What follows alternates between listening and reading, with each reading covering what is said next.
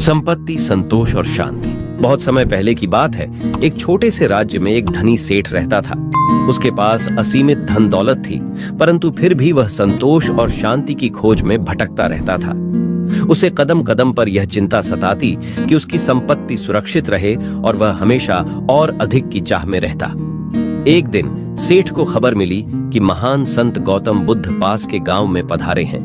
उनके उपदेशों से लोग मानसिक शांति और संतोष प्राप्त कर रहे हैं। यह सुनकर सेठ ने तय किया कि वह भी बुद्ध के पास जाएगा और उनसे अपने प्रश्नों का उत्तर पाकर संतोष का मार्ग जानेगा।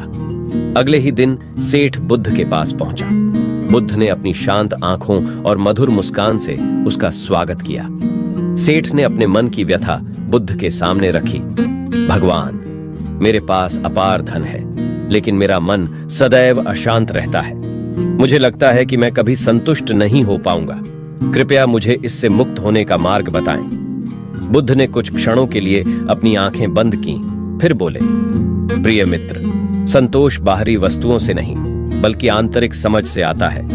चलो, मैं तुम्हें एक कहानी सुनाता हूं। एक बार एक राजा था जिसे सब कुछ प्राप्त था, लेकिन फिर भी वह असंतुष्ट रहता था।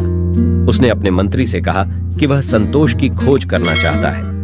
मंत्री ने सुझाव दिया कि यदि राजा किसी ऐसे व्यक्ति की कमीज पहन ले जो सच में संतुष्ट हो तो उसे संतोष प्राप्त होगा। राजा ने राज्य भर में अपने दूत भेजे ताकि वे संतुष्ट व्यक्ति को खोज सकें। महीनों की खोज के बाद उन्हें एक संतुष्ट व्यक्ति मिला जो एक साधारण किसान था, लेकिन दूतों के लिए एक समस्या थी।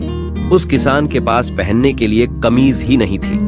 वह अपनी सादगी और सरल जीवन में इतना संतुष्ट था कि उसे अतिरिक्त वस्त्रों की आवश्यकता ही नहीं महसूस होती थी।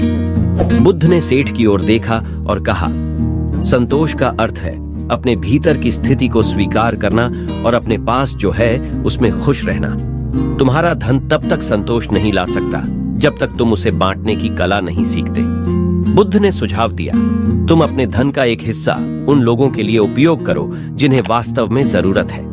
दूसरों की मदद करने से एक आंतरिक खुशी और संतोष प्राप्त होगा जो केवल संचार से नहीं बल्कि अनुभव से आता है। सेठ ने बुद्ध की बातों पर गंभीरता से विचार किया। उसने फैसला किया कि वह अपने धन का उपयोग न केवल अपनी निजी आवश्यकताओं के लिए बल्कि समाज की सेवा और जरूरतमंदों की मदद के लिए भी करेगा। धीरे धीरे उसने महसूस किया कि उसकी चिंता और असंतोष घटने लगे। उसे जीवन में एक नई उमंग और संतोष का अनुभव होने लगा। यह कहानी हमें यह सिखाती है कि सच्चा संतोष बाहरी संपत्ति में नहीं बल्कि आंतरिक दान और परोपकार में है। बुद्ध का यह उपदेश आज भी उतना ही प्रासंगिक है जितना तब था जब उन्होंने इस कुशल सेठ को संतोष का असली अर्थ सिखाया।